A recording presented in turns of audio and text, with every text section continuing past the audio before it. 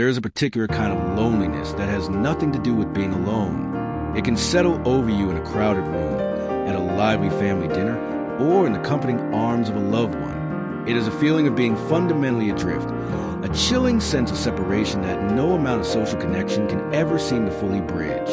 In his work, particularly in Existential Psychotherapy, Irvin D. Yalom names this feeling for what it is: existential isolation.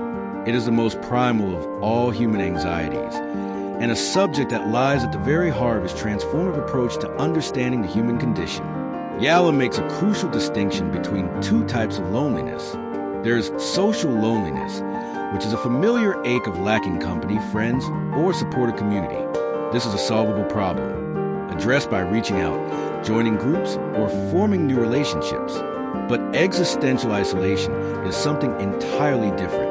It is the inescapable truth that each of us is born alone and must die alone. It is the awareness of final, unbridgeable chasm that exists between the self and every other being in the universe. No matter how deeply we love or how intimately we connect, no one can ever fully enter our inner world, feel our fears, or know our consciousness from within. We are, at our core, alone. This deep-seated truth can manifest in insidious ways, subtly poisoning a person's sense of well-being even when all outward appearances suggest a full and happy life. It is a feeling of being an observer, a stranger in one's own life, or a ghost in a room full of people. Many of Yalom's most compelling case studies revolve around individuals who, despite immense social and professional success, are plagued by a gnawing emptiness. They might be surrounded by doting family members, have a wide circle of friends, and be lauded in their careers, yet they feel as if they are shouting into a silent void, their cries of loneliness unheard. Their suffering is all more acute because they feel they have no right to it. They are, after all, surrounded by connection, so what could possibly be wrong? This internal conflict is a direct symptom of their existential isolation. As a scriptwriter, one might imagine a scene with a patient. Let's call her Eleanor, sitting on a lavish couch in a therapist's office. She describes her recent birthday party, a huge affair with dozens of friends and family. On the surface, it was a triumph, but as she speaks, her voice is flat and her eyes are empty. She says, "I was standing there, surrounded by all those people, all that noise, and I felt like I was looking at a photograph of my own life. It was beautiful, but I wasn't in it." This is a language of existential isolation. Yalom's genius lies in not trying to fix the problem by telling her to go make more friends. Instead, he helps her name the feeling. He validates the reality of her aloneness, teaching her that her feeling is not a sign of flaw, but a sign of her humanity. He helps her to sit with the fear of being alone, to look at it, and to slowly realize that this reality, while chilling, can also be a source of strength. The first step toward transcending the terror of existential isolation is to confront it head-on. Yalom teaches us that we must stop running from this fear and instead turn toward it. Only by acknowledging the deep-seated truth of our aloneness can we begin to build authentic connections that, while never able to fully bridge the gap, can at least make the journey less terrifying. It is an act of profound courage to admit that we are alone and then to dare to reach out and connect anyway. This is the very foundation of Yalom's therapeutic work, and the first lesson he offers to anyone who feels adrift in a sea of people. If existential isolation is a deep, unbridgeable chasm between us and others, then our lives, Yalom would argue, are often an elaborate and desperate effort to fill that void. We don't just passively experience this loneliness. We actively build walls and defenses to keep its chilling reality at bay. These walls are not made of stone and mortar, but compulsive behaviors, frantic routines, and a refusal to be alone with our own thoughts. They are the intricate prisons we construct in a desperate, yet ultimately futile, escape from ourselves. Yalom's case studies reveal these defenses in their rawest forms. You see the patient who buries themselves in an endless cycle of work, never taking a moment to rest or reflect. You meet the individual who jumps from one superficial relationship to the next, needing constant company to avoid the silence of an empty apartment. You see the person who loses themselves in a desperate frenzy of social activity, filling every minute of every day with noise and distraction, so they never have to confront the quiet hum of their own solitude. For these individuals, The fear of their own company is so great that they choose a life of constant external stimulation, confusing busyness with a sense of purpose. In these cases, the existential emptiness has not been addressed. It has simply been masked. This behavior, as Yalom points out, is not a sign of a character flaw, but a symptom of profound, unacknowledged terror. It is a misguided survival strategy. If we can convince ourselves that our identity is tied to our job, our social status, or our endless pursuit of pleasure, then we never have to face the terrifying notion of a self that is alone, with no external validation to define it. The problem, of course, is that these defenses are inherently unsustainable. As Yalom writes in his work, our desperate pursuit of self-esteem often leads to a loss of true self. The more we build our identity on external validations, the more fragile we become. When a job ends, a relationship fails, or the party is over, the walls crumble and the raw, unprocessed anxiety of existential isolation comes flooding in, often with more force than before. A therapist working from Yalom's existential perspective does not attack these defenses head-on. Instead, they gently and compassionately help the patient to see them for what they are. They might ask, "What are you running from when you're always busy?" Or, "What happens if you sit in a room by yourself for an hour?" The goal is not to shame the patient, but to bring awareness to their patterns of avoidance. The therapist acts as a compassionate mirror, showing the patient that the key to their liberation lies not in building more walls, but in finding the courage to knock them down. It is a process of helping the patient to get out of their own way, to stop using their own life as an elaborate disguise. Ultimately, Yalom's stories of these self-made prisons are not just about individual struggles. They are a commentary on the modern human condition. We live in a world that offers an infinite number of distractions, from social media to endless entertainment, all of which promise to fill the void. But as Yalom teaches us, the only way to find true peace is to confront the void itself. It is a terrifying, lonely journey, but it is the only path that leads to a life of authenticity and genuine, meaningful connection. The true escape is not from our solitude, but from the desperate, endless effort to avoid it. When we confront the chilling reality of existential isolation, the natural human impulse is to seek refuge. The romantic ideal whispers to us of a soulmate or a perfect other, a person with whom we can merge to finally escape the lonely confines of our own consciousness. But Yalom warns us that this desire for a merger is a dangerous illusion, one that leads to the very forms of codependency and lost identity we see in therapy. Instead, Yalom offers a more realistic, yet far more powerful alternative: authentic connection. It is not a magical union that erases a chasm of loneliness, but a courageous and conscious act of building a bridge across it. Yalom teaches that the goal of true connection is not to eliminate our solitude, but to make it bearable. We must recognize that we are each an island unto ourselves, and that a healthy relationship is not about the islands becoming one, but about building a strong, secure bridge between them. This bridge is constructed with the raw materials of vulnerability, radical honesty, and mutual respect for freedom. It is an acknowledgement that while we cannot fully enter the other person's world, we can choose to be present with them, to witness their existence, and to share our own. This act of being with another person is our most potent antidote to the terror of cosmic aloneness. The power of this authentic connection lies in the profound reassurance it offers. When we risk revealing our deepest fears and flaws, our existential anxiety, our insecurities, our unlived life, and find that the other person can sit with us without judgment, something transformative happens. The fear of being alone begins to subside. We are no longer living under the terrifying weight of a secret, of a self that is too flawed to be seen. The shared experience of genuine, open-hearted dialogue says implicitly, "I see you. You are not alone in this." This is a fundamental purpose of Yalom's therapy, as detailed in his works, to provide a living model of this very connection, so that a patient can learn how to build their own bridges in the outside world. Consider a patient who enters therapy feeling deeply alienated, convinced that no one could ever truly understand them. This patient has a history of relationships that were either superficial or deeply codependent. All attempts to either avoid intimacy or to force a merger. Through the slow, patient work of a therapeutic relationship, they begin to open up. They share a fear they have never told anyone before, perhaps a deep fear of inadequacy or a profound sense of meaninglessness. The therapist does not offer an easy answer, but simply listens with genuine empathy and unwavering presence. In that moment of shared vulnerability, a small bridge is built. The patient experiences, perhaps for the first time, what it feels like to be truly seen and accepted. This is the seed of authentic connection. It teaches the patient that while their solitude remains, it does not have to be a prison. It can be a starting point from which they reach out, not out of desperation, but out of a genuine desire to connect with another human being. In the end, Yalom's message is one of powerful hope. We do not have to be victims of our existential isolation. While we cannot fuse with another person, we can choose to build a bridge made of honesty, courage, and a deep respect for the individual. It is through this act of reaching out that we find a shared shelter, a place where we can face the vastness of the universe together.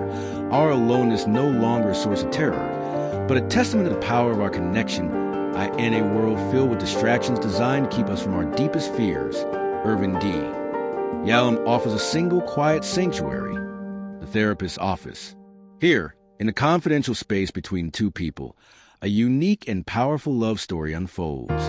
It is an existential love story, one not of romance, but of radical acceptance and profound witness. Yalom argues that the therapeutic relationship itself is the most powerful antidote to a patient's existential isolation, serving as a safe and controlled environment to confront the unbridgeable chasm that lies between us all. In this sanctuary, the therapist's role is not to simply offer advice or a diagnosis. It is to be an authentic and present companion on the patient's solitary journey. Yalom explains that for many of his patients, the mere act of sitting with another human being and daring to be fully, authentically themselves is a revolutionary experience. They have spent a lifetime building walls and wearing masks, terrified that if they were truly known, they would be rejected and left utterly alone. The therapist, through unwavering empathy and commitment to radical honesty, becomes a mirror that reflects the patient's true self, flaws and all, without flinching. This powerful act of unconditional acceptance is the core of the therapeutic embrace. Consider a patient who has lived her entire life as a people pleaser, terrified of showing her anger or sadness for fear of being abandoned. She comes to therapy feeling profoundly lonely, despite being surrounded by friends. She believes that her relationships are conditional, and that if her friends saw her real self, her messy, angry, imperfect self, they would disappear. The therapist does not try to fix her or tell her to simply be herself. Instead, he sits with her in her solitude. When she finally risks a moment of authentic anger or a flash of deep despair, he does not withdraw. He remains. This simple, yet profound, act of holding her solitude without fear contradicts her lifelong belief. She learns, not intellectually but on a deep emotional level, that it is possible to be fully seen and not be abandoned. This is the central genius of Yalom's approach. The therapeutic relationship becomes a crucible of connection, a controlled experiment where the patient can test their deepest fears about isolation and discover that they are unfounded. The therapist proves, through their very presence, that it is possible for two separate, sovereign individuals to build a bridge of genuine understanding. This experience is the first existential love story for many.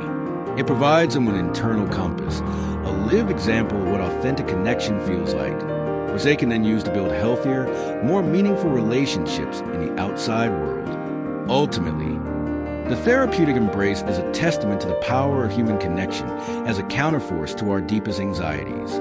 It is a space where the terrifying reality of our solitude is no longer a source of shame, but becomes the fertile ground from which authentic love and true connection can finally grow. The therapist's heart becomes a safe harbor, not to eliminate the storm, but to teach the patient how to navigate with courage and grace. While Yalom spends a great deal of his work teaching us how to build bridges to others, he offers an even more profound lesson. The ultimate goal is not just to connect with others, but to find comfort in being alone. This is a paradox at the heart of his philosophy. He argues that genuine, meaningful connection with another person is only possible after an individual has made peace with their own solitude. The external work of building bridges must be mirrored by the internal work of creating a sanctuary within the self. Many of Yalom's patients come to him because they are terrified of being alone. They may have a full social calendar, but they are constantly in motion, using external noise and company to avoid the unsettling silence of their own thoughts. The therapeutic process, in this context, becomes a gentle, yet firm, guide inward. The therapist helps the patient to understand that the loneliness they fear on the outside is a reflection of a deeper discomfort with the self. The true prison is not the lack of people, but the fear of one's own company. Yalom's approach encourages the patient to shift their perspective. Instead of seeing solitude as a terrifying void to be filled, they learn to see it as a fertile ground for self-discovery and creativity. This involves compassionate turning inward, a willingness to sit with uncomfortable emotions without judgment, and an honest confrontation with the thoughts that they have spent a lifetime avoiding.